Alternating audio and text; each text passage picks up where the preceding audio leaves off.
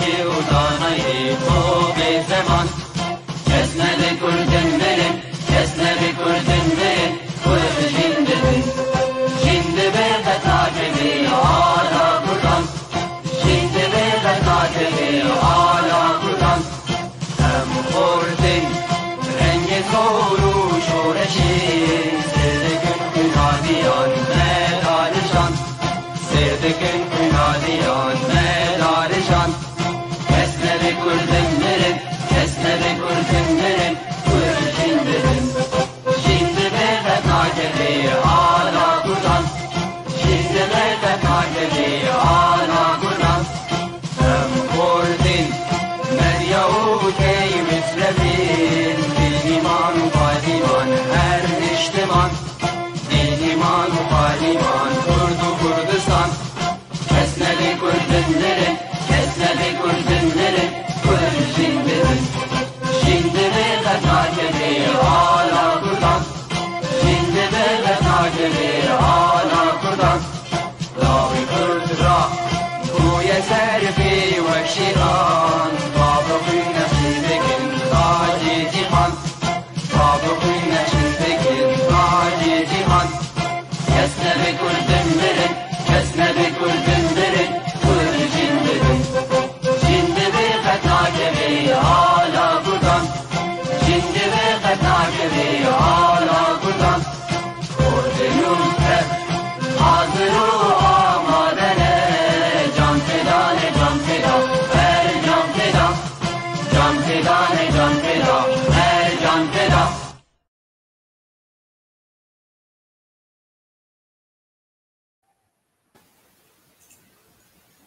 سلاون زانیاری لوا تماشاوان بیف تی وی ریبر هبون بورای دی برنامه زانیار دا بناوی خواو یکیتیا گشتی آنیویسکار و روژنموان کرد لسوری و بناوی هفکار خواه نویسکار عبدالباقی حسینی ام بخیر هاتنا ودکن و امتینن بیراوه کروژا هلبستا کردی لباجار اسنه و سبه پشتی نیوروی بیل داخستن بهتر زانیاری لسر به چالاکیه و چالاکی یکیتیا گشتی آنیویسکار و روژنموان کرد لسوری هندو کارن رو پلن ما بشوپینن تا هن زیدتر آگاهدار بن جکار و بارن مبا میوان خلقا ما ایرو زماناس کردستانی خلیل شریف مولود زماناس خلیل شریف مولود ده سال 1982 لباجار کرکوک باشور کردستان جدایک بویه بکلویوس بشه زمان کردی لزانگویا صلاح الدین بداوی کریه نامه خواه ماستر بسرنابه رولا زمان و زمان جسته لاتکیت و پروتوکولا دیپلوماسیا ناونتوی ده سال 2022 دا خوانده بود وکی ماموستایکی لدبستانا امریکی بریتانی و فرانسی لهولیر دخبته او دانر پرتوکا زمان اتکیت و دیپلوماسیا پیوندیا ناونتویه سروک ناوندا آریزه جبو شیارکرنا روشنبیرا بنابرا هر دو سال 2004 و 2018 سروک ریخستنا توان ساز مرووی بود بنابرا هر دو سال 2010 و 2014 اندام فیدراسیون آریک خراوا حکومیه لحریم کردستانی او بشداری گلت کرونشتن و کنفدراسیون جیهانی بویه جبو زمان او سروک فیدراسیونا ناونتویه جبو زمان کردی لدیاسپورا تو بخیر هاتی هیجا امی جپرسا یکی دست پی بکن امی بترا بگرن پیشی لدور کتول جدایک بویه باجار کرکوکه روشاوی دنابرا دمبورینو و دمانهادا کنگی گلو تخادید تو بهتر خواه زمانزان دبینی دست خوش کاکا ریبر سپاس بو تاز بو میوا بو تماشاوان انتا و بو تلفزیون انتا بو اب درفتا که بو مرخ ساندی ام هندق مجاری دربار زمان گتوبیش بکن دست خوش بیو گلک سپاس دربار باجار کرکوک البته بری هر شتکی سوريا من عفو كان تماشافانين ازي سوراني ما بكرماجي كودا عقفم ممكنه 100% نكاربم لريكا ريزمانيه وكي درست باخفم سوريا من عفو كان اگر شاشيه تشتكي بي باجره كركوكي هربتا لباشوري كردستان وباجره كرديه و هرسي نتويك عرب تركمان كرد لناف دادجين ولي زورينا كردن نكا للروي إداري لبندستي حكومة العراقي دايا طبعا أزيد له في باجري جداي قويمة بس جيانا من زيدتر له أربيلي بيا لهوليري جيانا بله جارنا جار سفري من كريا بو هرجي كيكو مجاركي زمانواني الويري هابية يعني كونفرانسا كي كونغرك تشتك تشيبوي لهرجي كي دنياي بله وهالبتا زمان كردي يعني روشا باجر كركوك دبوريدا ودنوكا قالك فرقة بله وجوازي بينيوان زورا دبوريدا كركوك زيادتر كردي بويا باجرك كردي بويا بله بباجرك كردي هاتيا ناساندن ونوكا اف باجرا للاي عرب هاتيا تعريب كرين خلقكي قالك زور عرب هاتيا بو في باجري نشتجي بويا وديموغرافياي في باجري هاتيا غوران يعني بيتشا دهيتا غوران و كرد لفي باجري دبي باكامينا يعني عرب دبي بزونينا كرد دبي باكامينا او جي دبي سركرداتيا كردي خمكي لفي باجري بخونكو اب باجري برو كردبون و ناسنامه كردبون جداس ندا بله بله مامستان ها دما تو جدایک بوی لکرکوکه روشاوی چاو بودا وکن بیشن دستپیک تو لکرکوکه تچاب خواب کر دنیا دیت بو روشکی بگیرنگی یعنی روشاوی نابرا دما کتو تخوازاروک بیدادی تو نهاجی جی کتی عینی بند سلاداریا عراق یعنی فرق و جوازی دنابرا هر دو چاهان بنرین هاتا چاوه جنها باشتره جبری خرابتره لی وکی هفدونه تو گوهرتن ده جبو روش و کشه یا کرکوک تو گوهرتن تی چه نبو کاکا ریبرزانی گورتن هندک چه بویا ما گورتن برو باش چه بویا ان خراب چه بویا یعنی گورای وکی بری نمایه بوري دبوري دا كركوك دبندستي حكومة العراقي صدام حسين دابو هند زانن وديكتاتور لوري حكمي ذكر زاني كا هر باجركي دبندستي ديكتاتوركي دابيت و وكي اويكو اف باجيرا بتمامي جيان ديتا راوستاندن دبندستي ديكتاتوري دا باش 2003 روشاكي آزادي چه بوي لكركوك هندك كرد يعني كرد قشي كرد يعني چاو بيشم كرد لحمي ناحيكي لناحية سياسي لناحية روشنبيري ثقافي لناحية زمانواني 2003 حتى 2010 حتى 2015 كرد لفي باجيري باش تشوي بيش ولي ل 2017 تزاني كركوك فكريا بندستي حكومة العراقي دي سانوا روشك چه بوي كا عرب هجموني خوي بسر كردا دسابيني يعني ديسانوا هجموني عرب زيادة تربية والتركماني جي خويان بصاحبي في باجري تزانن وعندك غوراندن هاتيا كيرن لفي باجري وعندك ناحية جي لعندك روية جي وكي خويا يعني تشي غورانكاري تشينوية لفي باجري بله مامستا زمان کردی دنابرا هر دو زاراوین کرمانجی و سورانی و هر دو الفبایان لاتینی و آرامی گلو تده جدا بینه بتشن انگی دبینی او دولمندیه آن لاوازیه و پیدوی تک زمانه کی فرمی جبو ما وک کردان هیا گلو دست خوش البته کاغریبر اوه پرسیارکی گلک جوانا و پرسیارکی جوهریه بو بابتي الزمان دست خوش بو في برسياري طبعا ام دو زاراوي سركي ودكاربين بيجين 4 زاراوي سركي ما هي ولي او ديار وبرچاون زاراوي كرمانجي وسورانينا تزاني نوكا لە وان چات پارچەند کوردستانی زاراوەی سۆرانی بوویتە نیمچە فەرمی. زانی بۆچی ئەم دەبێژین نیمچە فەرمی لە پەرلەمانێکی ئەم پەرلەمانێک هەی لە باشووری کوردستان هەرێمە ئازادەوی دەبێژن. پەرلەمانە کوردستان بە زاراوەی سۆرانی داخفیت، یعنی زمانێکی فەرمیە لە باشووری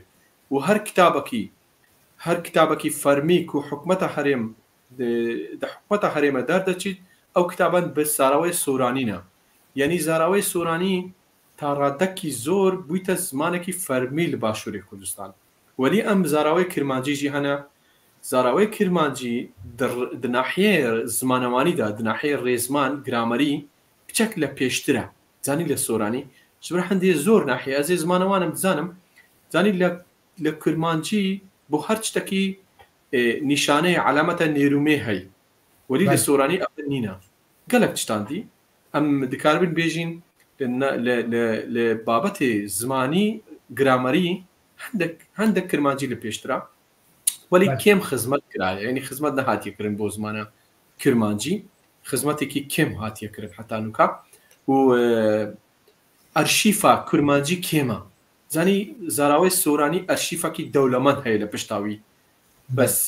کرمانجی لە مێژوودا لە دیرۆکدا کێم خزمەت کرایە، یعنی ئەرشیفاوی کێمە ئەوژی دەبیتە کێماسێک بۆ کرمانجی ئەم لازمە ئەو دەوڵەمەند بکەین. طبعاً بوونێ دوو شێوەزارێ سەرەکی لە وڵاتێکیدا کاک ڕێبەر کێماسی نییە، ئەوە دەوڵەمەندیە زمانە. دەزانی زمانە کوردی چەند شێوەزارەکەی و چەند لە قەزارێک لە بندەستی وان شێوەزاران هەی و بە هەمی تێکرا زمانێکی دەوڵەمەند دروست کردیە بۆ زمانە کوردی. بەس وەلی هەم ئەمێ دەبێژین لازمە ئەم زمانێکی یەکگرتوومە هەبیت. زانی بۆ کەسێکی کە لە دەرڤێ کوردستان لەمە دڕوونی لازمە ئەم زمانێکی یەکگرتوومە هەبیت. زۆر دەوڵەتان لە زۆر جیهان دوو زمانەیە فەرمی هەی، دوو زمانە فەرمی هەیە لە بری زمانێکی فەرمی. نوکە لە عێراقیژی زمانە کوردی فەرمیە، زانی ئەوی کو فەرمیە زمانە سۆرانیە نە کرمانجی. وەلی دەبیشم ئەم کرمانجیژی نکاربین بچین خەڵکێکی زۆرمە کرمانجی هەیە لە ڕووی ژمارە، یعنی عەدەدی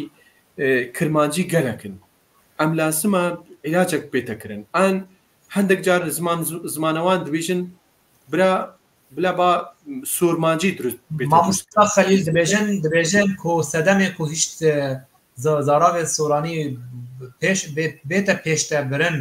لە باشووری کوردستانی سەدەم سیاسیە ژبەر کو تورکیا ناخوازە زمانی کورمانجی ئەو ببە زمانی سەرەکە ژبەر کو ئەv یەکا دەبە گەف لەسەر یەکبوونا تورکیە لە گۆر نەریناوێ. دروستە تورکیا ناخوازیت زمانە کورد نە زمانە کوردی، تورکیا ناخوازیت هەر ناوە کوردیژی هەبیت. ئەمێ دزانین ئەو شتێکی وازەحە. بەس ئەجێ بیدایەتی گوتمەتە کە زمانێک کرمانجی خزمەت نەکرایە، هیچ خزمەتێک بووی نەهاتیەکردن، یعنی حەکە خزمەت بێتەکردن بۆ کرمانجی. کرمانجیژی زمانێکی قەویە، زمانێکی پڕ ئەتەکێتە، زمانەکە پڕ گرامەریە و لە ناحیە ئەدەبیاتێکە مەزن هەی، بەس لە ناحیە نووسین پاشخانێ نووسین یعنی ئەرشیفاوی کێمە، لازمە ئەرشیف بێتە دروستکردن، خزمەتە وی بکرێ زێدەتر. ئەو نەرینا منە و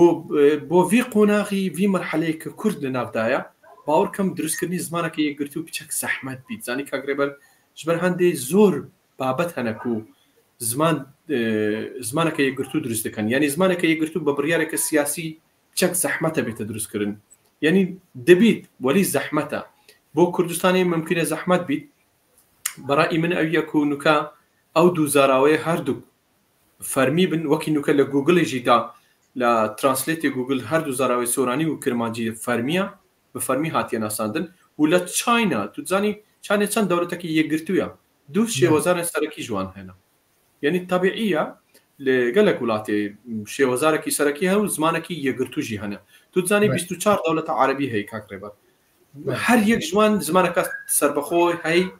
و هەر یەک دناو زمانێکیدا لە هەر باژێرێکەدا زمانێکە وان هەیش لە هەجەکە وان هەی. لێرەوشە زمان وڵاتی عەرەبی ئەم بێژن ژبەر و زمانێن ئۆلی زمانە زاراوە قورەیشەش بەروێ زمانێک یەک تەک زمانی هەیە عەرەب پێ هەبدوو ناس دەکردن بکان بە هەبدوو بە ئاخەبن تێ دیگەن هەبدوو، یعنی وەک کورد بە یەک زمانی نینە گەلۆ ما بس من أبيكو نمونه ام بیجن ام بین زما زارا رجایا خلقن کو بکرمانجی داخبن گلکن يعني ام بیجن جوري حفتي سدي هيا بله بله جوري حفتي سدي ولي تشتك هيا يعني هسر هر چهار پارچه کردستانه به زما بزارا به کرمانجی داخبن و رجای اندن ام بیجن بشدن سوران داخبن پشراجی هنک بش زاز هيا و ام بیجن لوری هيا بله كاك ريبرزاني چهار زاراون سرکه هنه نافکرده لی رجای هری بلند رجای کرمانجی هم نکارن او سابیجن وکلی وگره که لبدو بکن کدوه هم سر یکی بسکن ام جی تک زمان می فرمی هبه لی یکی گلکی خوزاییه طبیعیه که هر نافچه یکی هر دوره یکی زاراو خواب آخده بله لما بس چیه ما بس ما کو زاراو خواندنه هبه هینکرنه یک زمان به یک زاراو بله زاني كاك ريبر يعني ما بس من أبي يكو بيجم قصد من أبي ولا نمونة زمان عربي أو يكو قرآن كريه وسيلة بو آين كريه وسيلة بو ويك زمانك يقولتو بخود بيتدرس كرن وكي عرب أمجي لازمة لنريكا نتوي بي هرشتك بي زمانك يقولتو بو ما بيتدرس كرن وأم بخو زمانك يقولتو درس بكين زاني ريجيا هر زمانك هر شي وزارك ريجيا أخي وران زيادة بي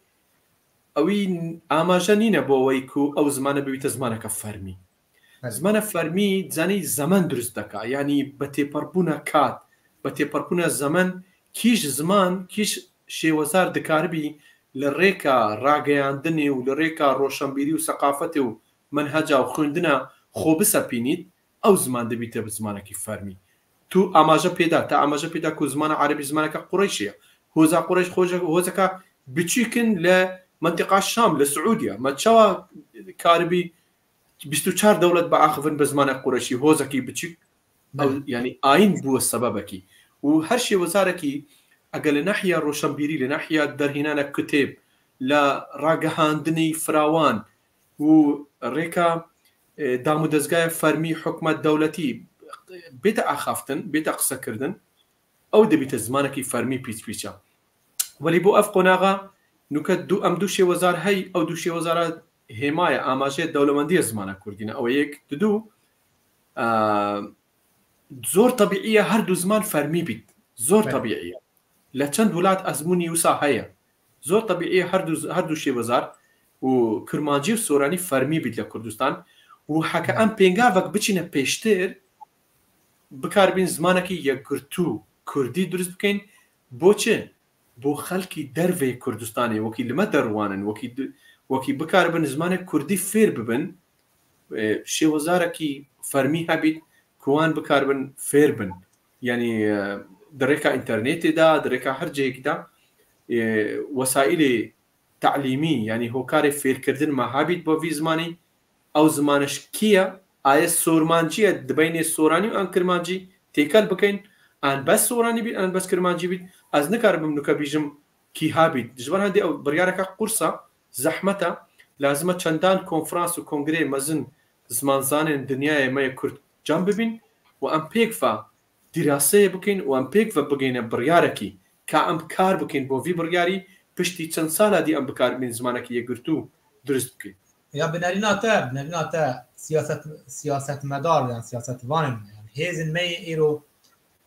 کوردا برێوا دەبن گەلۆ wê pabend bin bi biryargihîştina vê lêvegera rêzmanî eger bêje bila zarav kurmancî be an sona be wê rêzê ji bo vê yekê bigirin bi tesewurê te bi nerîna te ger tiştekî wisa çê bibe برأيي من أبيكو أف قرارة بجيب لين حتى دولة كامية بريار سياسية بريار سياسية طبعا يعني برأيي من أبيكو نكا زمان كردي وسا ليه بقرين حتى دولة كامية كردي تشيد بيد وكي دولة كردي تشيد آسان ترد بيد كقرارة كي دولتي بيتدان بو كيش زارافة دبيت زمانك فرمي بو ولاتي نكا تزاني يعني يك پارچه مي كردستان آزاده ودنا في پارچهش دا چند حزب و چند طرف هنه تزاني يعني زحمته قرارك يقرتوي بكاربين دربيخين بوفين بابتي ممکنه یعنی د باشوری دا که هرم آزاده تو زنی سه پارچه می کردستان دبن دستن یعنی کاربن هیچ قراره کی بدن و پارچه می آزاد او یک حکومت اثر بخوهی او جی ممکنه نکاربی بتنی قراره کی بده وکی احزاب دقل ویدانه بن احزاب جی هر یک طرفکن یعنی بچک زحمت ابو فيق مناخي باور كم ام محاوله بكين افز شي وزارين ما هيك وكرمانجير سوراني ام باريزغاري لوان بكين باشي وزارن بكين و بارابي بدين وبلعب بكين زيدتر لفيق مناخي باور كم او كلمه بدرستره همین ها بگرن میوان خو هم میوان نه ها ما چوبین ام نکی سلا لوان بکن یام فرسو تبنی وان به درا خوینن اقنا بخال نوردین جابو خیراتی ممستاس لاورز حسین برزنجی قنکت سورمانجی باشه ایوارا باش ماموستا علی مسلم بمرایا سلاو ماموستا علی مسلم ام بیجن صباح تمر هر هبی ماموستا تو جی ماموستا هر هبی و ام کی خوشن بشو پاندنا تل جوی خلکیرا هیف کامل از هاول بدم به ام بیجن بو تیپن آرامی مثال بکنم سرکوتون بریز خلیل شریف کسایک دیار و سرکلتوا جیگا دست دیار لخدمت کردن زمان کردی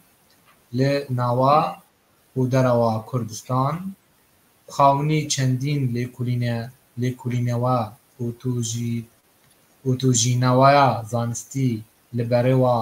لبروار زمان داوا چندین کتاب هایی لبوارا پروتوکول و زمانا جستدا به هیوا سرکوتن زیاتر و کار پاشتر از نظام خواندن من حتی چرا دایر راسته لی از هول دادم بخوینم مجبورم هم بلاتینی دخوینن و دنویسینن هنکیش بوما هم فیری خواندن به تیپن آرامی نبونه هر وها ام بین چون نویساندن هاتیه گوتن راسته شواز کرمانجی به شواز کی گشتی للایانی رزمانی و اکادمی دا پیشکوتورا او سال بجم مستحیب کامل من وکی زمانوا توام براوم بتیکا لکردنی زاراوکانی هیا ماموستا صدیق شرنخی او جمعت شوپینه و باش ماموستا حسین برزنجی هر دو زاراوا کردی ابا وکو یک گرنگن وکو یکا گرنگن ناز تیگشتن هر دو زاراوا کردی بيجي هر دو زاراوا کردی هبی وکی گرنگن بله باب ای هم سلاو ریز بو تجی ماموستا بو چوپاندنا تجی هر ماموستا صدیق شرنفی جمعی روجاوای کردستان هم کرمانجی و عربی دا بهتر بکارت هر دو زاراوا زمانان بکارت یعنی پر بیجه جدابونه که دنابر زمان و زاراوا هیا و دوی به حسانی اف کنبونا زاراو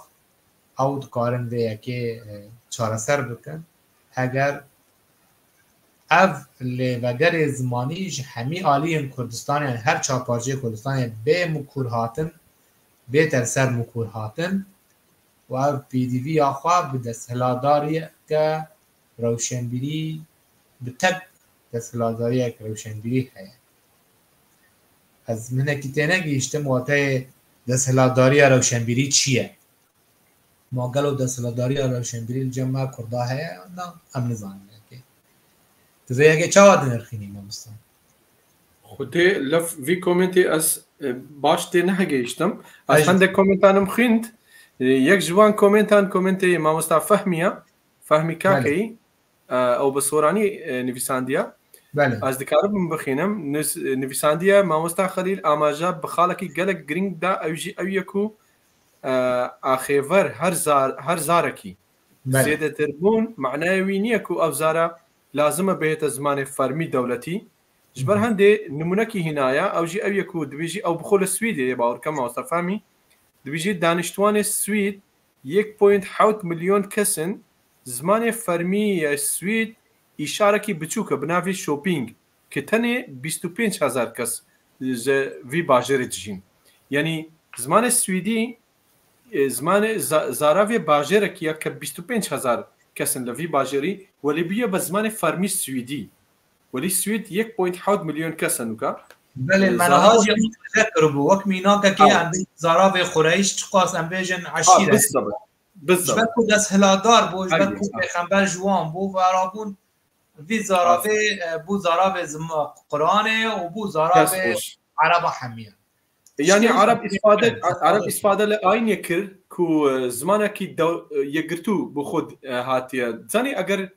اگر عرب زماني قران نبا يعني اين نبا هیچ کاتێک عرب نکاربن زمانێکی یەکگرتو بۆ خۆیان دروست بکەن. زانی عرب لە هیچ شتێکی وەکی یەک نینە،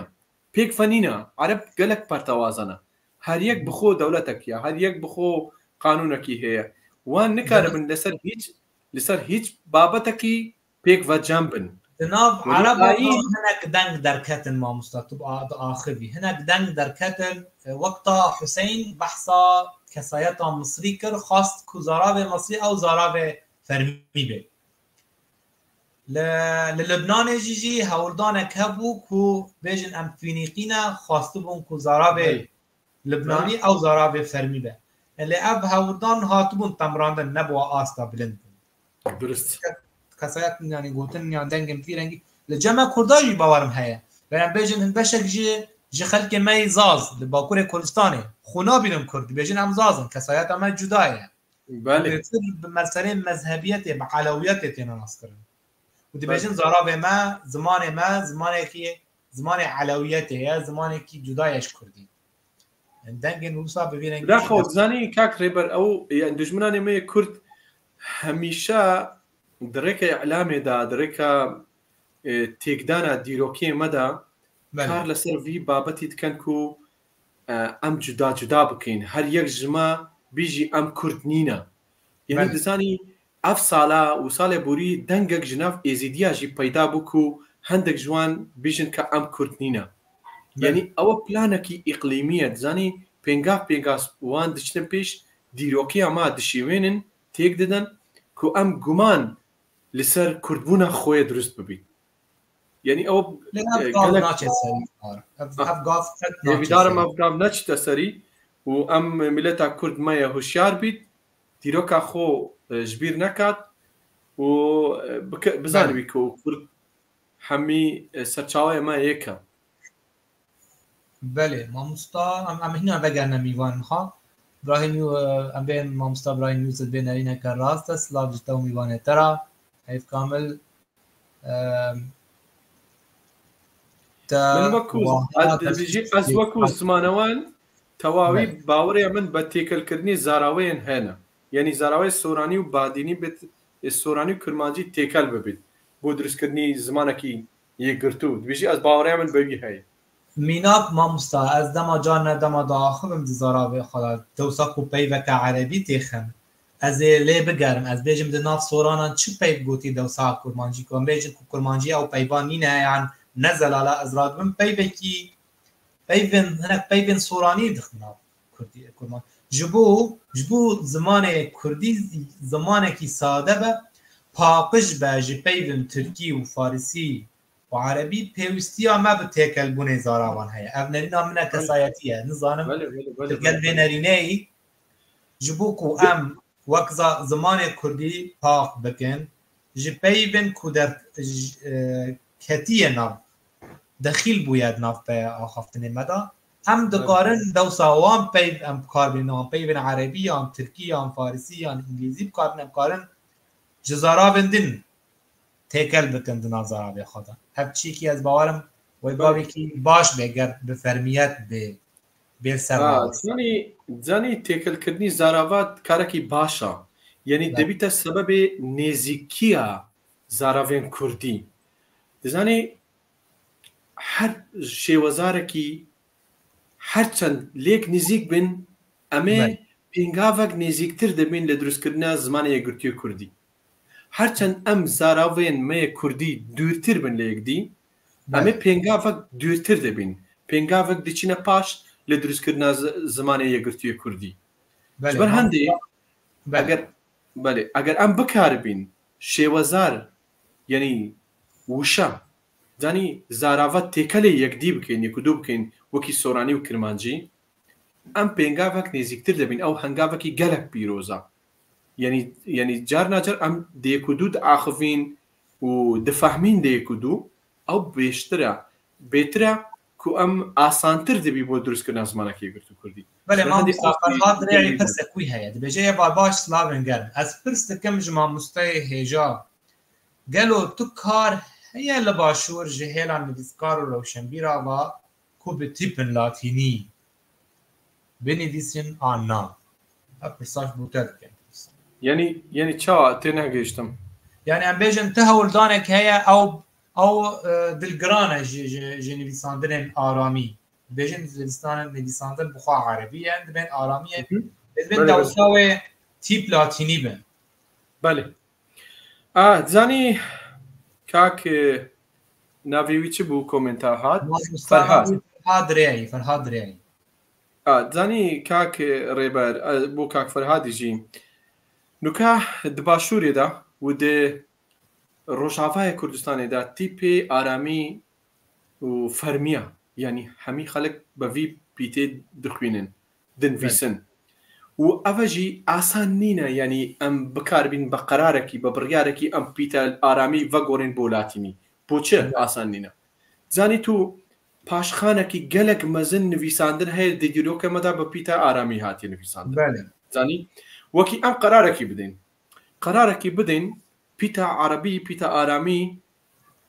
دەربێخین و بە پیتە لاتینی بنویسین بدەبرایخ پشتێ 10 ساڵادی جیلک بۆمە پەروەردە دەبی زارۆک بۆمە پەروەردە دەبی کو نزانی ئارامی ڤەخوێنی زانی لاتینی پەروەردە دەبی نزانی ئارامی ڤەخوێنی وەکی نزانی ئارامی ڤەخوێنی یعنی نکاری بە ملیۆنان کتێب دە دیرۆکەمەدا بخوێنیت دناحیە ئەدەبیدا مێژوویدا جۆگرافی هەر شتێکی دابیت دیرۆکاوی نامینێت هەمی یعنی ئەم وەکی ئەوەیە ئەم بژن لێراکە یعنی دچی دبندستی ویدا نامینێ زبەر هەندێ باوەڕکەم ڤەگۆڕینە پیتە ئارامی بۆ لاتینی کارێکی وسە ئاسان نینە ژبەر چی ئاسان نینە ژبەر ئەوەی ئاسان نینە کو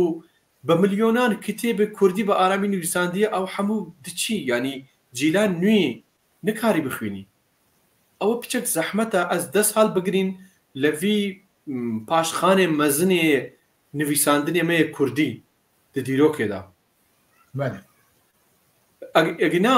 پیتە لاتینی دروسترە ئەزێ زمانەوانم دزانم پیتە ئارامی پچەک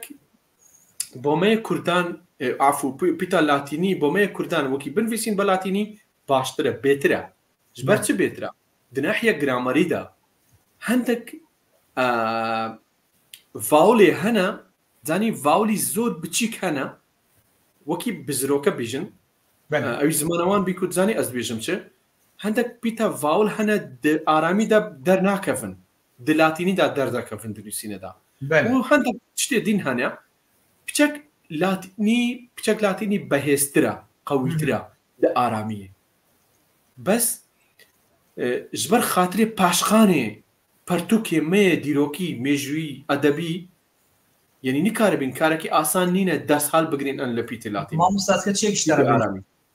جارنا ez bêjim pe tîpin aramî nêzîktir e ji Kurdî ji me ji ber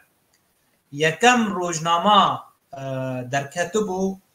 nav Kurda da rojnama Kurdistan ew jî tîpê aramî hat 22 çarî 22 Gulanî 2798 لای مقداد مدحت بدخل مامۆستا ez vê ji te bêjim yekdin جانا ام حرف عيب كارتين حرف عيب عرامي هي عيب هم بيجن عربي ام نابجن عربي للاتيني تنچاري حرف بي تيبا عيب كاربيني اب كاربيني باشا بي حي ح حكيم ام بيجن درست اف بي ام كارتينن لناب لاتيني دا ام نچارم بيجن ها حكيم لبغا ام دبن حرف حیب کارتینن ناف زمان خواهم لی وقت تیپ دی تیپ لاتینی دا نه بکار آنیم ام بین پیون دنجی جی هنه ام بین پیو وقت ما قلت حيه وحرف غيجي هي غمجين دی تیپ لاتینی تنی خيه هي لغي تشيا هنجار دبيجن تشي دن نقطك دخال دينا سرخي ويبقى غمجين لكسب کار ناینه مخابن ویکی تنی خیب کارتینه راست درسته واتهیه کزارا و آرامی جبو زمان ما و دووکن آخافتین می دووکی نیزکتره جه لاتینی جبر کو هم تیپ ام بکارتینن دجیانا خدا لی هبون آوان دناو تیپ لاتینی دانینه دناو آرامی دا هی دزانی کاک ریبر آسان نینه ام بیجین کو پیتا اصلیه می کیهان پیتا بویه آرامی ان لاتینی جبر چه آسان نینه نوکه ام اوی که کونترین پرتوک جبر دست مدابی تقریبا 500 سال بری نوکه یک دو کتاب هاتیه دیتن و چوارین شعری بابا طاهری همدانی به پیت آرامی هاتیه نویساندن که ساله 937 زاین یعنی بری 1100 سال بری نوکا تقریبا 1900 سال بری نوکا نویساندیه به پیت آرامی نویساندیه زانی ام تقریبا ام یکی دباره ویدا کو بیجن آین زردشتی اند آین یزیدی آین کفنی کردایه او جی بپیتا پرتوکا آینی بپیتا آرامی هاتی نویساندن زانی یعنی اوانه آماجه کن بوی کو پیتا اصلی همه کیش پیتا بویه پیتا اصلی همه وکی بسماری بویه نه آرامی بویه نه لاتینی بویه هاتی فگوراندن زانی لوقت فتوحات اسلامی دا وکی اسلام هاتی اف دولتان اف باجر و اف منطقان یک جوان منطقه کردا بویه وکی فقرتیا قرار دایکو هر الفوبیک هبید بلا لا كفي الفوبيا عربي والفوبيا عربي بنظر وان او وقتي الفوبيا كا بيروز بويا الفوبيا دين بويا يي قران بويا لازمه او الفوبيا بيتا خواندن بوج بر هندي الفوبيا كا بيروزا والفوبيا قديم اي اصليه هر نتوكي لا برديه يعني وكي عرب هجوما سر هر منطقه كيكريا الفوبيا وديروكي و پرتوکاوان دناف بردیا صوتاندیا نمایا حمو دیروکا می نمایا زنتو نوکا سحکه چوارین کردی او شعرین کردی بابا طاهری همدانی هندک مایا نوکا 1000 سال بری نوکا ما بوچ ما پرتوکا گدی نمایا جگل پرتوکه بابا طاهر یعنی ام یک پرتوک یک شعر ما مایا او جی بابا طاهری همدانیه ما د سردمه بابا طاهری همدانی هیچ کس نبیه که شعر بنویسی جگه لبابا طاهر بتنوی شعر هاتی نویساندیه نخیر هلبت شاعر دیجی هبوینا و دیروگنوسی ما نبیه لفی سردمی بابا طاهر هلبت هبیه و زمان زانی ما هبیه آین زانی ما هبیه که چی نویساندیه که بو کتابه وان نمایه چه حکمته وکی هجوم کردیه سر کردستان همو پرتوکا لناف بردیه هیچ نمایه دیروگا ما جبر هندی ام نزانین که اصلا ما چیه یعنی حمول ناب بردینه دشمنانه کرد جبر هندی آسان نینه از خازم افرسات بحثا پرتوکن وندای صوتی کرد نهاد دما نظام کو او چندین زانیاری انتای دیروکی هنه لدما کو مغول هاتن و دوره گلو پرتوکن ما و دمیجی گلک بون گل وک پرتوکن عربی یعنی گلک هبون هاتن سوتاندن تزانیاری انتای سردی واریدا هنه مامستا بدقیقی آمار لبندست من دانینا ولی گلک هبون زانی كاكا ريبر ملتا كرد نتوا كرد دنتوا عرب كافنترا دولة منترا دناحية ثقافية دا بوچه وقتی كرد دولتي ويهبو عرب يشتان دبيابان دا دجيا آين جبوا نهاتبو يعني وكي كرد دولتا مات هبو وكي كرد دولتا هبوية كم دولة لفي منطقة هبوية جبر هندي كرد خداني ثقافتك جلق مزن بوية دي ديروكي دا كرد خداني پرتوک و دیروککی گلک مەسن بووە وەلی تو باوەری کو ئەم بێژن هەند کەس دەبێژن ئەم بێتر کاردۆخینە نەم میدینە توش بوو وا کەسانارە تو چ کاری بێژی خودێ ئەز حەز ناکەم بتمەناوی مناقەشەیت زانی وان زەمانان گەلک مناقشە دێتکردن کە دبارەویدا کو ئەم کێنە یعنی ئەسلا کورد کێیە ئەس دیرۆکزان نیمە ئەس زمانەوانم ژبەر هەندێ ئەو بابەت ئەو مژارە بۆ مامۆستایان مێژوو دیرۆکی بجی بیلین باوەڕکەم ما پرسن بنەرینان پرسە زمان و دیرۆک هەبا گرێدایە نها جانت بێژن ئەم دخوازم بزان من یەکەمین ئەلفەبەیە di دیرۆکێدا هاتی نەقشاندن کیە divê deverêda em behsa ogarê dikin tiştekî rengîn yanî meselên rêzmanî helbet têkiliya xwe bi dîrokê û bi mêja bi dîrokê ve heye ji ber wê mixwas ez divê xalekî hesas e hestiyar em bi rastî bi xudê kagirê ber yanî dizanî kêşa çi ye kêşa ev ye ku kitêba dîrokî me nimaya و دژمنانی ما هر یک بناوعکی بحثی ما یکریه بله و تو دزانی کرد بوچه پرتوازه بیه یعنی نوکل لأردن کرد هنه دزانی لمصر کرد هنه لسوریا هنه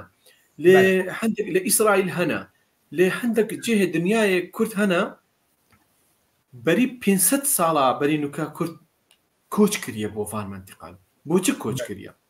او كردا او بنمالا رئيسا كردا بيه كو جبر قتل عام جبر وی نیت برن زاروکی نیت کشتن کوچی کریه چیه بو دولت کادی ولات خوب چی اشتیا چون دشمنان کرد وکی هر جه که انداگیر کریه خلق کی زوریان کشتیه بله یعنی کتابا من نماید زنی دیروکاتو نمینی تو آسان نینه بکار بی به نظر خوب بیجی امه ملت کرد سر به ویش منطقینا ام فينا توينا يعني لازم ام اكاديميق يعني اخافتني بكين يعني قلتنا ما اكاديمي بي اكاديمي بيبيستي ببلغا ديكومنتا يعني نوكا بله نوكا استبيجم بلغا دوكيمنت زاني لا اشكفتي شاندر كسك هاتيه كلسري كسك هاتيه ديتن شو بو زانكويا غوري دنياي ولوان فاكولين يكر وبيجن ابا كافنترين قوم لفي منطقه او بلغي ديكومنتا يعني لازم اكون ايش بكا كار بكا لفان ديكومنتان كو رچلك خو ببينيت كعمل كودري هاتينا ام زاغروسينا كعم كودرينا لكودري ملت كرد هاتيه و چوا بلاف بيه بوچ ام بلاف بوينا يعني او لازم اكاديمي ديرو يعني ببلغو دليل علمي بيتا سلماندن زاني اس قصد قال ويداني ما ام بيشم برأي من وصايا ببوچونا مس هر يك بوچونا خو زاني ام دكاربين 5 ساعات بيجن از بوچونا من وصايا بوچ رأي من وصايا بس كابل قاع علمي يعني لازم ام بالدليل ام اثبات كين وقت اخافنا كده ما قالك بتشتن زانستي هنا بديكومنتان هنا وتشتكي دي كاكري بربيش متى يعني هم اسي بدايتي اخافني قلتم اف بابتي بو زاناين ديروكي ام بجيبين باشتر بيتر بوتش اس وسا قلتم باوريا من بيكو از دبوار زمان باخفهم زاني اگر هر کس بکار بي دبوار زمان باخفي ما کار ما نامينت هر کس بکار بي دبوار پزشکی دا باخفي ما کار پزشکی نامينت و زانياري درستش نادرست زانياري غلطي بلاف دبت ام ليغرين كسين ديروكزان بعد دليل علمي وان باخفن دبواري ديروكي مدى بيتر دبيت بله مثلا امنا بگرن میوا ام بیجن آخفتن تیبینین میوانم بری ام بگرن حسین برزنجی به پاراستنا زمان الکی همامان بله همومان يعني بله جماعي ماموستا فهمی کاکای بجا ماموستا خلیل آماجه بخالکی گرینگ دا اویش اگر اخیو ازی خاندم في خالي ماموستا بخوین ماموستا ام بري نوكا ازي او كومنتم خوانت ازي جارك دي بخينم او مامۆستا فەهمی کاکەی لە سویدێ ئەو دبیشی مامۆستا خەلیل ئاماژە بە خاڵکی گرنگدا ئەوژی ئەو یەک و هەر ئاخێڤەری هەر شێوەزارێکی ئاخێڤەری هەر شێوەزارێکی دەڤۆکی هەر شێوەزارێکی زۆر بێت ژمارەوان زۆر بێت معناوی نینە و ئاماژەوان نییە و ئەف زاراوە ببیتە زمانێکی فەرمی نمونەکات دینیت دەبیشی لە سویدێ 1.7 ملیۆن کەس لە سویدی دژین وەلی زاراوەیەکی باژێرێکی بچووک بووە زمانە فەرمی لەڤان لەڤی وڵاتی ئەوژی باژێری شوپینگ کە بتەنێ 25,000 کەس دناوی باژێرە دژین و زاراوەوان بووە زمانە فەرمی دەوڵەتی سوید یعنی ئەوە دلیلە لەژبەر ئەوی و هەر شێوەزارێک دەڤۆکی وان زێدە بیت ئاماژەوە نییە و ئەم لازمە وی زارۆکی بکەنە زمانێکی فەرمینا بله مامۆستا هەیف کامل ئەوژی دەبێژێ یەکگرتنی زارۆوەکان و دروستبوونا زمانی ستاندارد پێویستی بۆ ئابووری و سەربەخۆیی و دەوڵەتی سەربەخوا و هێزەکانی سیاسی بەهێز هەیە بەێ مامۆستا ئەم بتەرانە گەلتە بندەیەکێ لێزت بێ مامۆستا نویسکار ڕۆژەمەوان ورد بێ شەو باش کە کرێبەر سپاس بووتە مامۆستا عەبدولباقی حوسەینی کەلمەیە باوارم ئەوژی سلااف کە عەبدولباقی ئیرۆ ڕۆژبوونا هەردوو ڕۆژبوونا زارۆکان جەم هەیە ڕۆژبووناوان پیرۆز بە نظام چەند حەبن یەک تەنێ ئەز باوارم مامۆستا فاتما یوسف محەممەد ئێوە باش هەر سەرکەفتی بی توژی مامۆستا لەزگین دێرونی دبێژە لڤەر چما بە سوورانی دبێژن ئەز مامۆستا نینم کورمانجی دبێن ئەز نە مامۆستانە ئەف پرسەوی مامۆستا نزام بنەرینا من یعنی بەلکی مامۆستاژیژی بە تەبلی من بە زارابێ me ئەم dibêjin ئەم ne mamoste ne û ew dibêjin ez mamoste nînim ji ber zaravê Soranî bi vî rengî dibêje û em qurman bi wê rengî hevokê xwe saz dikin ev ger em weke hevdû bana têwateyê zarav nîne lê eger em ji hevdû cuda bûn têwateyê ku herêkî ji me zaravek xwe heye em pê ji hevdû vediqetin mamosta jan ev jî têbîniyê wî dirêj e em ê bixwînin Jan Polat Bilal Pîro erê başî we bidê hêvî dikim ku hûn zarokan xwe li ser fêrkirina zimanê Kurdî bi hemû lehçeyan û şêveyan teşvîq bikin mamosta Xwedayê ji Bakurê Kurdistanê ye ji ber peyvê wê cem wan vê ye û vê peyvê wê ye we bêjin ser bîngeha wan ser prensîbê Tirkan carna Tirk gelek tîpan cem Tirk ecêb hene yani hingî necetperestin tu carna dibêjî hinek peyv hinek tîp qedexeye têkel bibe di ziman eger bête qedexe pê de bikaranîn dibe ku ew kesa bê sizakirin wek yek ji nimûne peyvê wê û vê ew ji vê ji dewsa wê bikartînin û wê dewsa vê bikartînin biçar lê a giring zimanê Kurdî pêwîst e ku em wê ji gendîkê ve vegerînin û hifz bikin ez hinekî belê mamosta em tevlî te dibin ku divê ev ziman bête parastin çimkî ew hewceya ku ji bo avakirina komelgehekî xweş bibe ji bo komelgehê xwe qurbaniyê bidin û bi vê awayê zimanê Kurdî ya me de pêşerûyê da serkeftin dibe spas ji bo vê têbîniyê mamosta belê li vir em bên heyvkama zimanê Kurdî li rewa û şezayiya tewaw dewletê mendû pêwîstî bi hîç zimanekî tir nîne bo berkirdinê wateya zimaneke tu tê gihîştî mamosta ez bawarim ev xudê çi dibêjî زمانی کوردی لە ڕووی وشەسازی و تەواو دەوڵەمەند و پێویستی بە هیچ زمانێکی تر نییە بۆ بەرکردنی واتێ ئەو دەبێژی زمانە کوردی تبلی بەیەکێ من تێستێکی هیچتم دەبەیەکی دناحیا وشێدا وشە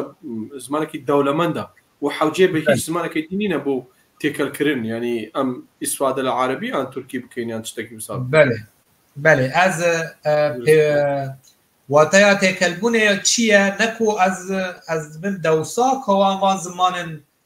داگرکەران مرۆڤ بەکار بینێ دەوساوان کارن ژێ زاراوان وەرگرن زاراوێ کوردی زاراوان وەرگرن بەێ ئەزێ بدایەت ئاخەویم گوتمەتە کە زۆربوونە زاراوێ کوردی ئاماژێت دەوڵەمەندیە زمانەمێ کووردە بە هەر وشەکی ئەم پێدبیە بوو دزاراوێ مێدا پەیدا دەبێت بەێ وصاحب ڤێرەنگی جیهان جاسم مەرایەت سلااوێز مامۆستا و محەممەد جمعانجی ئەو ژێ بار باش دەستخواش سابی مامۆستا جان دەستکرێک دەبێ دەست پێ ببە لێ پرۆسەکێ دەبێ دەست پێ ببە بەێ هەلبەت مامۆستا ئەڤن نایەن تێبینی گەلک مامۆستا گەلک بەشدار بوونها خەلەکێ تە بڕاستی گەرمە و پرس بێتر لۆ باڵام ڕوو دشینێ بەرزان حسێن لێلانی لیانی دەبێت چه ئێوار باش دەلالنۆ بخوێنن ئاهافنی گەلۆ بوو چتە vê kêlikê ew komceha zimanê standard bi zimanê Kurdî nehatiye damezrandin. Gelo neşerme çawa Kurd vê bêjin em milletekî mêjewî şaristanî ne bi ku akademîsyenên Kurd dikaribin li hev bikin kekû. ما از باورم ما عمل سر به مجاری آخرینه یعنی بله آخرین کو ام بود سیاسی جارنا بریا سیاسی دیگه بیت گرن و اف بله حكى اف برنامج تسجيل ببيد و پشتیانگی ما مستعین می زمانزان ببینین باورکم باش بید بله بداية خلقي آخرین کو بو چه زمان کردین آتیا یه گرتین آتیا اف خلقا امی از بخیر پشت را از گلکی دابش بکن بلا بکن هر داره یعنی جبو خلقی به مجاره هست بده و آگاهدار به حسین بعضین به تیپیان پیت جه ازمانانا نهاتنه هر مرووان پیدا کریه پیوستی اما به هفریزیه که هیه بله ما مستان ام گل هفریزیه نه هلبت لبر ما مستان به محمد ملد بجه تیپا ع د کردی دانینه لی د تیپن کردی آرامی تیتب کارانی همی غ لی تفخیما خ دبا غ همی ح دبا ح یعنی ماتیا من چه گوت یعنی واتیا کو ام بیجن تیپن آرامی جبو زاراب زمان ما و دبوکن ما از دبینم الهبهادی ترجه تیپ لاتینی يعني دما ابكي اخافنا ابكي نفيسك لاتيني بخوينن امي نكار من حرف ح وحرف عيب كاربين از دو صحي از بيجن هي جبو خواندن راستر با ودو صحي از بيجن ودو صغي از بيجن خيل يعني جبر وصا بفيرنجي تي باتي بكاراني لی به آرامی بخوینم از آرامی وقتی از داخلم از بخوینم لی لاتینی دا نوسایم بله زانی کاک ریبر زانی وکی زمانی کردی یعنی شیوازارن کردی شیوازار سورانی او کو با آرامی دیت نویساندن بری چند صد ساله دبن دست عرب دابویه دبن دست فارس دابویه و بێگومان کاریگەری وان زمانن بە قووەت دەسەر شێوەزارن کوردی هەبیێ یعنی ئەو جەیەکی شتێکی حاشاهەڵ نەگرێت شتێکی یعنی نیکاربین ئەم لێ دەرباست ببین یعنی میلەتێکی مەزلوم میلەتێکی بندەست میلەتێکی بێخودان بە درێژاییە 200 ساڵ 300 ساڵە دبن دەستێ دەوڵەتێکی قەوی وەکی عەرەب ئەو فەرهەنگێکی بە قووەت ئایینێکی بلاف بربلاف زانی شێوەزار کوردی هەندێک ڤەگۆڕاندنێ پیتین کێم دێتە گۆڕاندن یعنی هێشتان ئەم دەبێژین کورد میلەتێکی زۆر بقووەتە کورد میلەتێکی قەویە و شێوەزاری خۆی پاراستیە دەبن دەستێ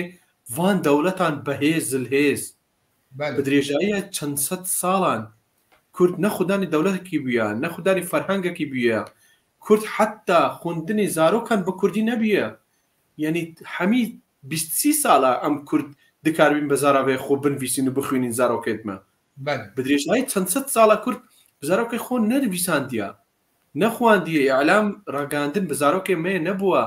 بە زارۆکێ دەوڵەتێ سەردەست بووە یعنی کورد حتا نوکە زاراوەی خۆی پاراستیە دە هەندێک پیتین ئێحێ مەسەلەن خێغێ هەندێک ڤەگۆڕاندنێ کێم چێ بووە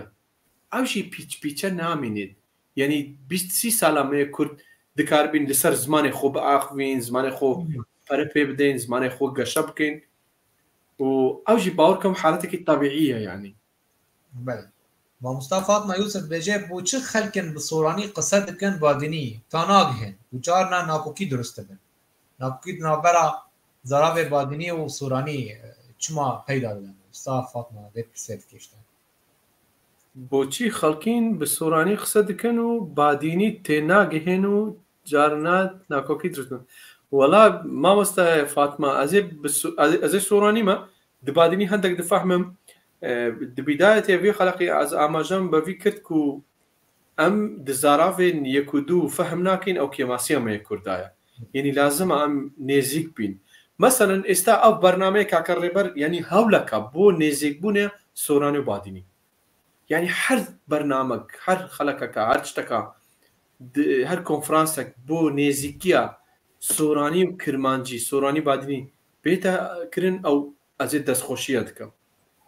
زانی ئەم دوور بووینە دوور یەک و دوو بووینە ئەم پیچە وان نێزیک دەبین لازم ئەم نێزیک یەکتی بین و بفەهمین یەک و دوودا باوەڕکەم هەندێک سۆرانی ئێستا نوکە دفەهمن نەحەمیە و لازمە ئەم محاولە بکەین و زمانزانێن مەیە کووردا هەوڵ بدەین کە ئەو نێزیکاتیە دروست بکەین دبینێ هەمی شێوەزارێن کوردیدا جمارە بەحسە زانگوویە سەلاح الدینێ بکە تو ژوێ زانگوویە دەرچووی کەنگی دەرفەت چێبوو کو زمانێ کوردی لەوەر بێخوێندن بۆ زانیاریە تا و ئەو دەرفەت چ ڕوو لیست ji بوو پێشبچوونا هەزرێنەتەوی لە جەم جڤاکێ دەستخۆش بێ هەلبەتە لە ساڵە 2004 ئەزێ چوومە زانکۆی سەلاح الدین و بەکەلۆریسێ من خوێند لێوێری بوارێ زمانێک کوردیدا قسمەتا من وی بوو و ئەزێ حەز پەرەپێدانە زمانە کوردی دکەم دێ ساڵە 2008 ئەس بەکەلۆریسی خلاص کرد لە زانکۆی سەلاح الدین دوبارێ زمانێدا هەلبەتە بەحسێ منێ تەخەڕوج و لاوی ساڵیدا دوبارێ گرامەریدا بوو دوبارێ ڕێسمانێدا بوو و دێ ساڵە 2008 ئەس مژورێک کارێ ڕێکخراوەی NGOیە بووم ئەم سەنتەرەکامە هەبوو و ڕێکخراوەکامە هەبوو NGOیە مژوری ئەوەی بووین حتا ساڵە 2001 و پشتی 2001 ئەس ماستەرێ من خوێند لە زانکۆی سەلاح الدین دوبارێ زمانەوانیدا هەم دیسە بەڵێ گەلێکی باش نەها ئەم بێژن دیسا هەیڤ کەمال دێ بەڵام لە داوای ساڵانە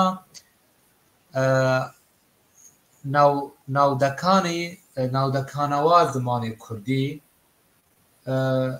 تەواو بەروا ئەو دبیژی کاکە ڕێبەر ئەو سۆرانی باوەڕکەم ئەزێ بژم باشترە دبیژی ساڵێ 90دا یعنی ساڵێ 90ەکان یعنی ساڵی 90 پشتی 90 حتا 2000 زمانە کوردی پیچە خاوێن بووە پاک بووە خۆمالی زمانێکی خۆمالیە نوکە و زاراوێن بێگانە دنافتان نەمایە پیچە پاک بووە نوکە پاقش بووە زاراوێن بیانی بەێ ئەو باشە هەندی تشت ji hevdû derkevin pakîtî kerê nav ziman da gelekî gavekî baş hebe mamosta Nureddîn Jabûn bê mijara giring e û hêjaye dest û hesabin tu savî mamosta em bihêvîne tim em rastî mijarên germ mijarên giring بجار منگه پیدیویا جواک ما پیهایه ام دست نیشان بکن و بوارا پار بکن مستحیل بد اویجی آخافتنک ام بیجن گلکی دست خاشیه هنر راوی بکن هیف کمال گلکی چالاک و بشتاره بنارا اویجی پرسک دنجی هیا تیگهشتن لشوازکان هولا تکست دوا بواتایا که تر دبیت ایماتاکا کردان خومان هول بدن گفری شوازکانی ترا کردی ببین هاوروکو چون زمانه هر وسا چوا ام محاولة دكين كو زمانك دي بيغانا ام فير ببين وسا ام هاول بدين محاولة بكين كشي وزاري يكو دو فير ببين بله ما مستزاني بيديديم بچه بيديديم من بپرتوكن صوراني هيا جبو كو از كو ام بيجن چاوه من ايدي چاوه بكين يعني دما ازا تيپن آرامی ببینم بمن حسام بن بر هنگي از لاتيني دخوينم لما تم تشتكي كردي بتيبن آرامی دخوينم هناكي بو من زحمتك و أزبلين بله درست لی اف هیچ نکشه یک گرینه زحمته اگر پرتوک پیدا ببین چند پرتوک نوسا سورانی و مسئله همه پرتوک بو ودابین بکن بله گر پی دی اف جی هبه مالتا آباد شمرا یکی از هاوشی دبید زانی چتکا دی ما هی درسا اونلاین ما هی دسر انترنت دا بوزارو که هر کس بکار بید کار بی باشت آر بید و فریه و به برانبره او درسا کورسامه زمان کردی هی به سورانی و به بادینی و به لاتینی به هر سه شوزارن ام هیا ده ریکا انترنت دا هفته جارکا و ام کتابا ما پرتوکی ما هی و ویب سایت ما بری دو سه روزادی انشالله بک ده چه بید او جی کوملک پرتوکا زور دنا ویب سایت ما ده هبید پی دی اف پی دی وی ما براستی پی دی وی ما همیان هيا کو ام زراوی هدو تبگهن يعني شرم ايرو كرمانج لنوالك بجين وصوران نوالك بجين از هيرو پرتوک درخینم صورانا هیچ نخواندیه نزانش برست آماتین تجي پرتوک درخی از قط نکارمی پرتوکیه بخیر مش بر چیش بر آرامیه يعني اب شرم ايرو دوی اموان کلمان ايرو درست يعني اب میوانداری آتش بو و اکرانه مناسبتك هلکفتك چوکو او کلم ریگر پیش سوران و کرمانجا نبن هیچ و به هبدورا تهکل بندجیان خدا پرسکری کان کشه یا به هبدورا گفتگو بکن گنگشه بکن جبو پیش روژا خاص و روژا خواه بقو هم حمیب داوی کردن یعنی بلا تجاران زارا و آنتیب نبن آستنگ لپیش من درست بله ما مستم محمد جمان به پیوسته که هر کردکی هر دو زاراوی هم تی بکن بله ما مستم منها به آهافنی تا سر تکس کرد سر پشتاز کرد ما مستویان یوسف و سلاو ریز بوا میبانه و یه هجا ما مستخلی تو عربی ما مست سلاوش بوتجی بله زحمت نبه آماجا به ازمونی ترکیه لبواره گورینا پیتاکان بکن پیتاکان بکن ها بله اب وک هیویه که خوازه ما مستا تجيرا بحثا ازمونا تركا لبوره غورنا بيتاكان وقتي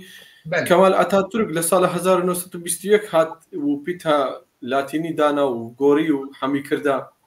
از باور ما غدت بدرخان بدي اتاتورك تيبي لاتينيش بو كردا داني نوسا بري اتاتورك و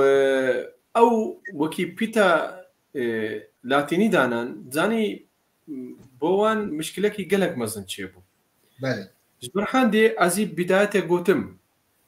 قوتماوا كو وكي بيتاكا هر دولتكي برياركي ددا طبعا لديروكي دا تشتي كيم بويا دولتك بريارك دا بيتا خوب غوري بله تركيا او ازمنه تركيا البيش مايا زاني ديروكا وان قالك هبو برتوكا وان قالك هبو راستي اتاتورك راستش عاليه ما تي دجمن ونجات پرست لگاو مزنش بو ترکا آبید یعنی گاو مزنش بو ترکا آبید بله ترکا و دمه اقناع کی تبیجی اب مرسلین توزا عثمانیت و والی واتشتانا گیش خدینن و ببن دولتك نوجن و ایدو بجاره دست به مرسله زانستاری علمانیت دولتك مرسله کو درسته مسئله چاوت حجاب شربکی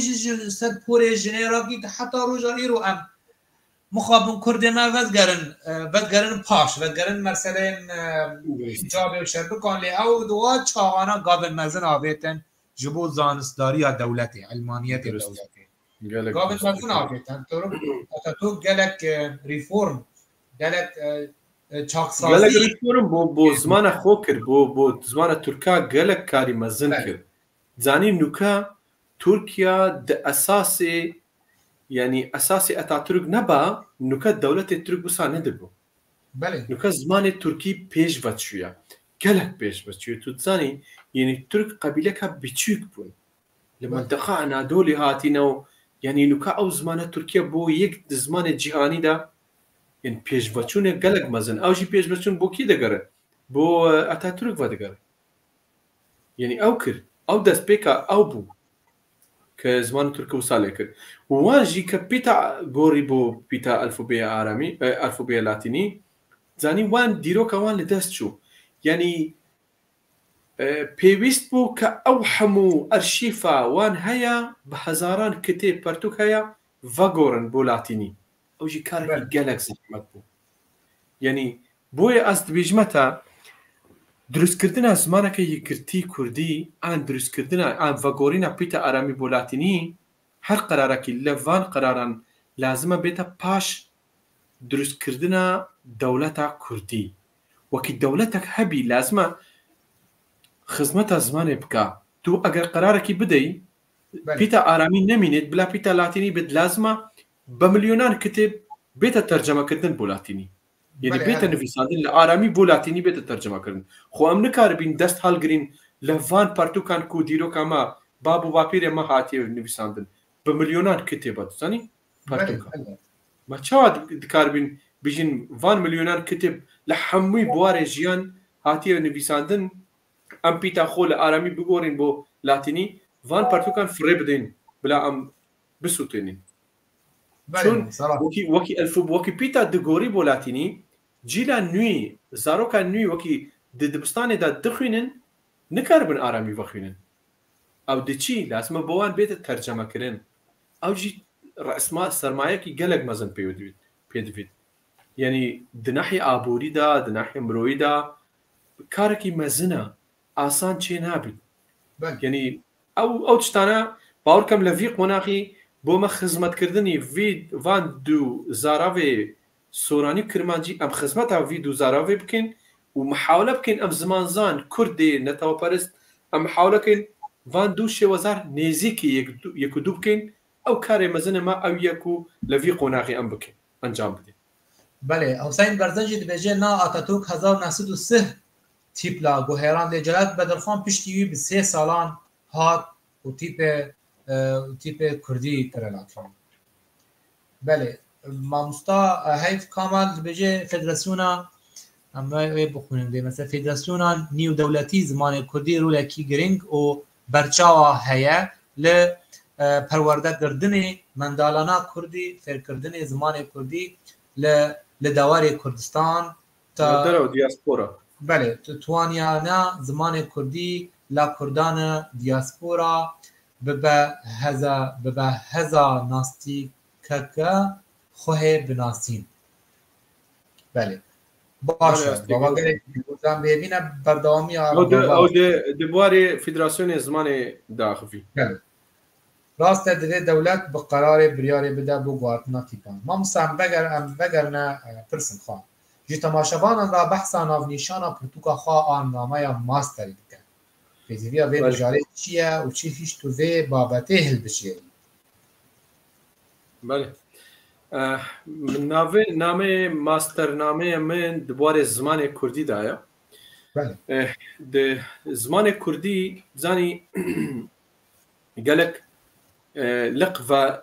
و پارچە زمانی کوردی وا دەبن یەک بله. جوان ئەم دەبێژین زمانەوانێک کارەکی یعنی ئەو زمانێک و دمەدانێک کاردا ئەم بەکاردێنین زمانەی ئەتەکێتە یعنی ئەتەکێت و پرۆتۆکۆلی دەوڵەتی کو زمان چ ڕۆلەکە هەی لە ئەتەکێت و پرۆتۆکۆلی نێودەوڵەتیدا یعنی بله. ددانوستان دنێدا د نقاشی دوو کەس دوو مرۆڤێدا د بله. نقاشی دوو کۆمەلێدا د نقاشی دوو حزبێدا دوو دەوڵەتێدا د مەراسیمێدا زمان چ ڕۆلەکە هەی ئەز ماستەرنامێ من وی بوارێدا بوو کو سەرکەوتنەکەی مەزن بەدەستینە سپاس بۆ خودێ و ماستەرنامە من ئێکەمین ماستەرنامەیە دوی مەدانێدا هاتی نویساندن کۆ ڕۆلە زمان فان مشتومڕێدا زانی زمان ڕۆلێکی گەلێک مەزن هەیە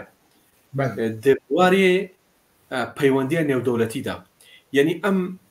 بەشێک زمانێدا ئەم دەبێژین زمانێک جاستە یعنی ڕۆلی زمانی و نازمانی ئەوی کو بە زمان دەبێژین ئەوی کو بە ئاماژەیە ئەم دەبێژین مەسەلەن تو دکاربی نوکە بە ئاماژەیە ڕوخسارێ خۆ دەموچاوێ خۆ شتێکی خراپ بێژیە من ئان شتێکی باش بێژیە من وەکی تو دکەنی بۆ من ئاماژەیەکی جوان دەدەێ من یعنی دلێ بەرامبەر خۆش دەبێت و وە لە بەرامبەر دەکەی و ئەویژی ئاخافتنی خۆدا نەرم بیت یعنی زمان ڕۆلێکی چییە لەو مەدانێدا هون زانن فترەکی نمونەک بۆ بێتە نمونەک بەحسکەم بۆوە رووسیا فڕۆکەک رووسی دە ئاسمانێ تورکێدا هاتە تەقاندن ساڵێ چەند بوو نزانم 2009 بوو ئان چەند بوو فڕۆکەکە رووسی دە ئاسمانێ تورکیادا ڤەتەقی وەنا تورکیا لێدا رووسیا گەلێک تووڕە بوو گەلێک عەسەبی بوو بەفی مشکلەی ئەو شەوی بەعەجەلە عەبدوڵا ئەو ڕەجەب تەیب ئەردۆغان ئیعلان کرد و زمانزانێکی گەلێک باش ئەم پێ دەوێت نامەکی لێبوردنێ بنووسین بۆ رووسیا بڕێکە زمانزانێکی نامەکی داوای لێبوردن نووسی و زمانێکی بەکاربینە کو مقابل رازی بیت بە وی داوای لێبوردنی بالفعل زمانزانێکی تورکی هات بە زمانێکی ئەم دەبێژین زمانی رازیکەر یعنی ئەو زمانی کو مقابل رازی دەبێت نامەکی نووسی بۆ رووسیا و رووسیاژی رازی بوو بە وی داوای لێبوردنی شەڕ نەهاتە ئەنجامدان هیچ شەڕێک چێ نەبوو یعنی ئەو ڕۆلی زمانیە دەزانی زمان ڕۆلێکی گەلێک مەزن ددانوستاندنێکەدا زمان دکاربی مشکلە چێ بکات دکاربی ئاشتی چێ بکات هەلبەت و ددانیشتنێکەدا زمان دکاربی زمانی جەستە ئاماژەیە زمانی جەستە دکاربی ئوسلوبێ تەوقعکردنێ ئوسلوبێ دانیشتنی ئوسلوبێ چوینێ هەستانی هات هەمی معنایە دەدا هەمی پەیامە لە جەمە بێژن دەبێژن دەمەوە وێژە دەخواند بەشی وێژەی عەرەبی بەدخواند دە ساڵا سیان بەحسا زانستا شێوازێ کرد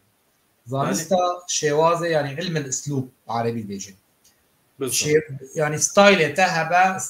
ستايل جي تشتي ولا تنجي خرطبني زمان تي ولا هم بيجن جمع برتو كابجا بين فقه اللغه يعني بيجن يعني زانستيا رزماني زمانزاني ما بي وقت برتوك ما خان يعني تي واتي كو چندين زم تو دولمن بي دوار زانستي دا و دربرين تا هيچ خرطبه و تو قاربي تشتن ده هزر خدا بجيبي مثلا کاغذ بنویسی لدما کو لاوازیک هبه نخورتیک د زمان دا هبه تواته و او هنره تی نویساندنه و راماندنه جی و هلبت او جی سینوردار به نو نده او آستا بلند جبو توا تشتی هندری خدا تام و گو هزینی جی تماشاوان رایانش خواندوان درسته یعنی کاکره بر زمان ڕۆڵێکی گەلێک مەزن هەیە لە دانوستاندنێدا زانی هەندێک جار دانوستان دبینێت دوو جیهەتێدا دوو دەوڵەتێدا دەیێتە دروستکردن زانی سەرۆکی وەفتێکی هەندێک جار بە قووەتە زمانی خۆ دکاری ئارمانجێ خۆ بەدەست بینی بله بە قووەتە زمانی خۆ و هەندێک جار وەفتێک دەچنە دانوستاندنێکی ڤەدگەڕین وەکی ڤەدگەڕین هیچ دەستکەوتەوان نەبیە بۆچی ئەوە قووەتە زمانەیە ئەوە حکمەتە زمانەیە کو بکاربی بە چەند بە چ تەکنیکەکی تەکنیک هەنا یعنی حتا تۆنی دەنگ چەند تۆنت بلند بی لە کو دەرێ نزم بیت چاوە لە کو دەرێ ئەم ڕابوەستین لە کو دەرێ دەست پێ بکەین بله یعنی ئاماژەیە دەست ئاماژەیە جەستە دەموچاو ڕوخسار هەممی تەسیر هەیە لەسەر ڕازیکردنی بەرامبەر یعنی ئایا بداواکاریت و ڕەزامەند بیت ئاننا قووەتە زمانەیە ماستەرا من لەوان مەوزوع ئابوو و دبوارێ پرۆتۆکۆلیژی ئەم کار کرد دبوارێ پرۆتۆکۆلی کا زمان ڕۆلی چی لە پرۆتۆکۆلی دەوڵەتان بله ئەوژی یەکەم نامەیە لە شەرق لە ئەوسەتی هاتیە ڤەنووسین نووساندن بۆ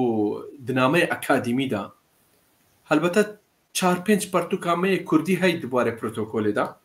بەس وەکی نامەی ئەکادیمی دناحی ئەکادیمیدا هات بیتە نوویساندن یەکەم نامەیە ماستەرە ڕۆژهەڵاتی ناوەڕاست دبوارێ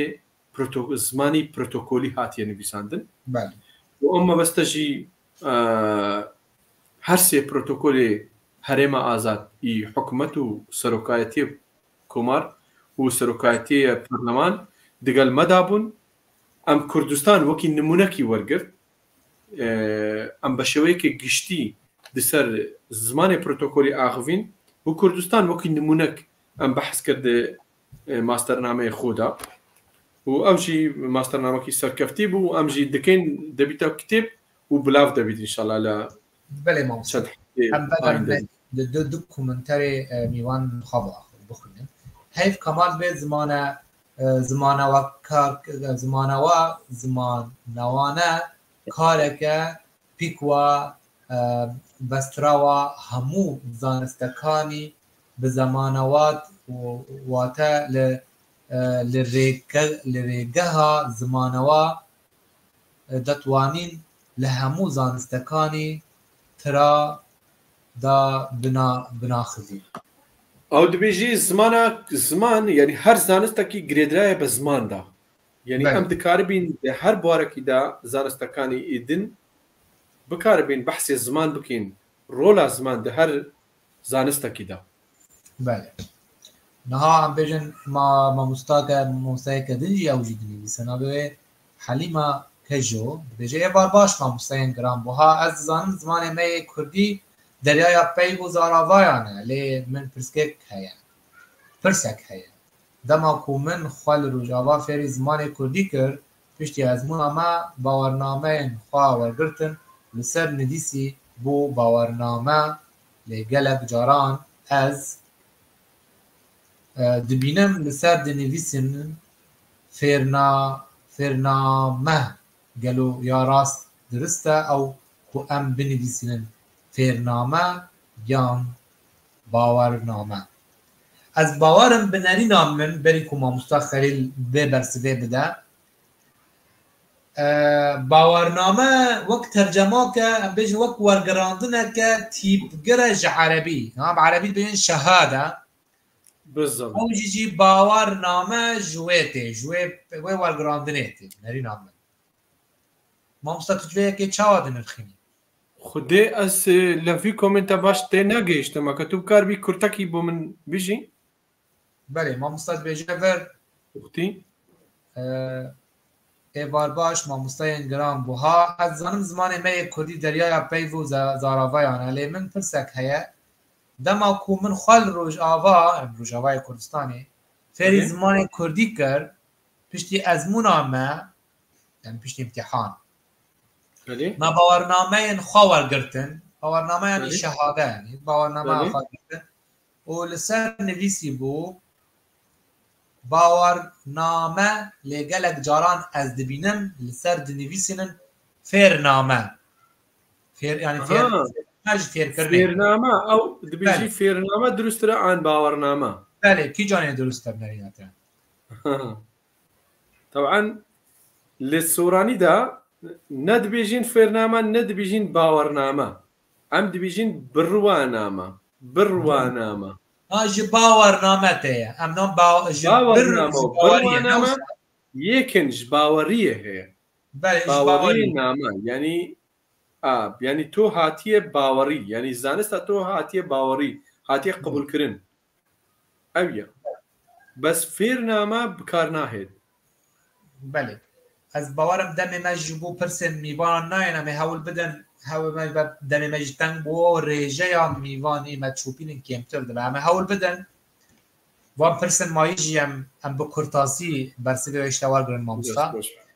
دبه تو ماموستاتیه لدبستانك هفبشتي كي قالوا او دبستان چیه و چما هفبشه دنابرا فرنسي بريطانيا و هروها امريكيا قالوا خدي از او ها باش نينا او دبستان جدانا او دبستان جدانا تزاني لكردستان باشور بيج قال يعني دبستان فرمي هندك دبستان تايبت هنا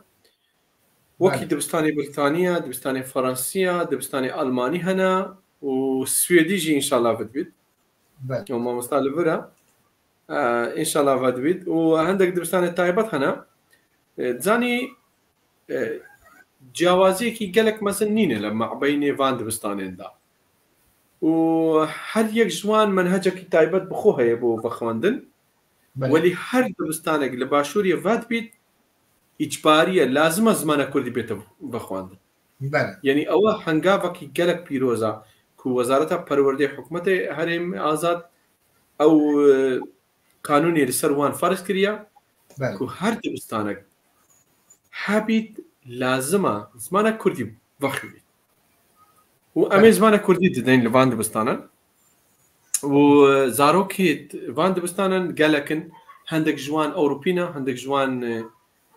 أمريكي وأستراليجي وهنا ولاتاني أفريقي جي هنا دوتزاني قالك قنصلية وسفارة ده هوليري ده هنا نيزيك بتشيل بينجي سفارة وقنصلية ده أربيلي ده هنا وبهزاران ريك خراو شركات وكومبانية ده أربيلي ده هنا لهوليري ده هنا وزاروك يفان دينا دبستاني بو خواندن ولازمه زمان كردي بخوينن أما زاراوي زمان كردي فيري واندكين تعليمي واندين بس نوكا أبيكو فرمية زاروي سورانية منهجة ما سورانية لبر كفيري واندكين بله جبر هندي هر دبستانك ياسايا كتابت بخوهي ولي منهجي ولاتي خود فدخويني مثلا دبستان بريطاني منهجي بريطاني فدخويني دبستان فرنسي منهج فرنسي تخويني ولي دناحيا زمان دا زمان كردي هاف باشا دخويني بله تو سروك ناوند آريز بوي جبر چه او ناوند هاتو بوكرن آرمان جنوه گلو چوبون و چما هاتو بون راوستاندن او ناوند دي سالة 2008 هاتي وكرن وتقريبا حتى سالة 2012 ازي برپرسا في ناوندي بوم و ناوندا مايا بس بشتي 4 سالة ازي دستم بردا بلا كسكي دي گنجكي خورتكي بيت ام باوريا من بوي هيكو ام نابت ام حتى ام برپرسي جهكي بين و 4 سالة بس يعني ممكن بس باكسكي دي بيت خدمتك او بدواري ثقافي دا دواري روشنبيري دا ام خدمتي خورتين كردمان دكرت وكورسات ودوراتي زمان عند كورساتي كمبيوتر عند دبواري فرهنگي دا ام كارمان دكر دبوري دا نوكا او سنتر معايا كاري خودكن كوملك خورت دنا في سنتر دا هان تسلوكاتيا خراوا توانساز مروفي بوي او خراو گرینگی خبات دنا برخ ندا چوبو تونسازیم روی ریخراوی تونسازیم روی امسال دست خوش امسال 2012 ریخراوی تونسازیم روی دامسرند دقل چند حواله کی خوب او ریخراوی کی مروی بو زیادتر دشاد دباجر کرکوکی دا ام چالاک بوین بله زانی دشار دباجر کرکوک دا سوال 2012 پیدوی بو اغاثه بو پیدوی به بواره گلک بواره کی هبو کو خلکی وان باجری خلکی وی باجری کو 5-6 سال بوو کە دەرباز بووبوون لە بەندەستی حکوومەتە عێراقی زانی حتا 2003 و 4 حکوومەت عێراقی لەڤەر بوو پشتی هەنگی ساڵی 2012 یعنی چەند ساڵێک تێکپەڕی 2012 ئەم ڕێکخراوە تۆنەسازی مرۆیی دامەزراند ئەو ڕێکخراوە پێویست بوو بۆ شاری کەرکووک بۆچی پێویست بوو چون خەڵکی شاری کەرکووک دباشی دابوو لازم بوو کۆرس بۆوان بێتەکردن کۆرسێ زمانە کوردی کۆرسێ کۆمپیوتەرێ کۆرسێ فێرکردنی یاسایی کۆرسێ مافێ مرۆڤ کۆرسێ مافێ خێزان چییە یعنی دگەلک بواراندا ئەم وەکی ڕێکخراوی تۆنەسازی مرۆیی خزمەتە گەنج و خورتێن کەرکووکمان کرد شارێک کرد باشترێک کەرکووک ئەوژی حتا 4 ساڵە بەرپرسی وی ڕێکخراوی بوو ساڵە 2016 من دەستبەردا و کەسێکی دی نوکە ئاکتیڤن و ئەزێ وەکی سەرۆکێ فەخری وی ڕێکخراوی مایمە حتا نوکە بەس دەستەیە ڕێڤەبەریە خۆ هەی کارە خۆ دکرد بەڵێ تو ئەندامێ فێدراسیۆنی لە هەرێما کوردستانی ji temaşevanan ra behsa wê xebatê bike çi erk çi armanc hene ji bo karguzariya zimanê Kurdî بله وەکی فیدراسیۆنە نێودەوڵەتیە زمانی کوردی دبیژیۆنە بەڵێ بله کاکێ ڕێبەر ئەم ئەو فیدراسیۆنە دەگەل لە هەندێک هەواڵی خۆی لە سەراسەری دنیای ئەم دامەزراند فیدراسیۆنی نێودەوڵەتیە زمانە کوردی ئەو فیدراسیۆن گەلێک ئارمانجا هەی ئارمانجا چارچێوەیە ئارمانجامای ئەو یەک و بۆ زمانە کوردی ئەم دەخەبتی و هەر شتێکی پیرۆز بیت بۆ زمانی کوردی ئەم دکەین و باوەڕی ئەمە بە ئالایە کوردستان ئاخە کوردستان نەخشەیە کوردستان هەیە و باوەڕی ئەمە بە زمانە کوردی هەیە شێوەزارن کوردی هەیە بۆمە هەردوو شێوەزار پیرۆزن هەردوو شێوەزار ئەم کار دەکەین لەسەروان ئارمانجا یەکی ئەم ئەو یەک و پۆلا زمانە کوردی ڤەکەین بۆ زارۆکی خۆی لە دیاسپۆرە یعنی هەر زارۆکێ مێ لە دیاسپۆرەیە گرێدرایە کوردستان بکەین یعنی لینکێکی وان هەبی لەگەڵ کوردستانێدا ئەم گەلک پۆلی ئۆنلاین هەی و گەلک پۆلی فیزیکیژی هەی کەمپەس هەی لە سەراسەری دنیاە لە هەر باژێرەکی کورد هەبیت ئەم پۆلە کلاسا کوردی بۆوان ڤەدکەین لە هەر وڵاتێکی کورد کێم بی ژمارەکە کورد کێم بیت ئەم پۆلە ئۆنلاین هەیت سەر ئینتەرنێتیدا زارۆکار بن داخلێ پۆلە ئۆنلاین بن حتا طلابێ مە هەی لە ئوسترالیا لە ئەمریکا لە کەنەدا لە زۆر جێ دنیای هەی و لە یابان زارۆکێ مە هەی کو دێتە کورسی ئۆنلاین و ئەم نکاربین بۆ خێزانێکی بۆ ماڵباتێکی پۆلەکە ئۆنلاین ڤەکەین لە باژێرە خۆدا ئەم مەجبورین دەڕێکە ئۆنلاینێدا زارۆکەی وان فێرە کوردی بکەین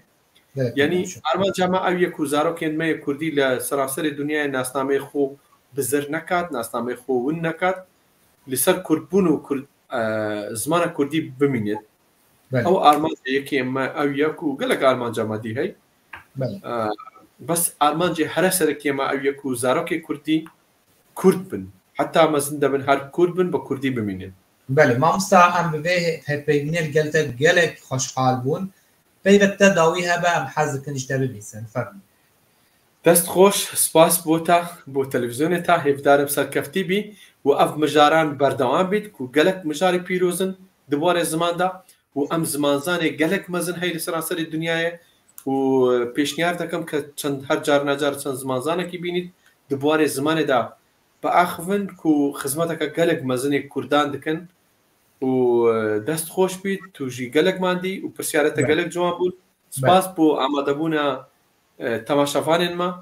لە تەلەڤیزیۆناتە گەلک مەمنون ئەلبەت ئەمجی سپاسیاتە دکن هەروەها سپاسیا میوانن یەن مەرە بەشدار بوون یەن هەتپەیبینەمە دەولەمەندتر کردن بتێبینی و پرسێن خوا ئەم بهێبینە ینی چی کەسێن میوانن یان هەم کەسێن خودی ئافرینەری رابەری کەسایەتێک ناسکری هون پەیوەندیە مەرا بکن ji بۆ ئەم ویژی بکن میوانن خەلەکن خۆین وەرێ ئارمانجا من جێبێ بەرنامە زانیار کو ئەز زانیاران چ کەسن هانی پر رەحنی نەهاتیە سەروان سەر خەباتەوان ئەز وان بەرزتر بکەن چاوی جواکل سروان دینم رحمیل سروان دینم جبو به ارک خواد بلیزن جبو جواکه جبو خدمت کرنا جواکه و جمعت خواستن جی ام خادی لزانیاران لآفرینران لانده کسته کن خود کردن جارب بن سپاسیا گرم جواد کم مجبیر نکن کسی کل آلمانیا دیمینن بطایبت لایالات نوتغاین فستیوالن سبا روژا هلبسا کردیه و لباجار اسنه بیل داخستن ام بهیوینه کسی کو مراقی ویجه هلبسه دکن بین ام بحطناوا کیف خوش ببین بمینند خلق کردن بمینند خیر و خشیه داتا خلق کردن سلاف و ریج بوا شبوا بمینه خوش گلک سپاس دست خوش گلک ممنون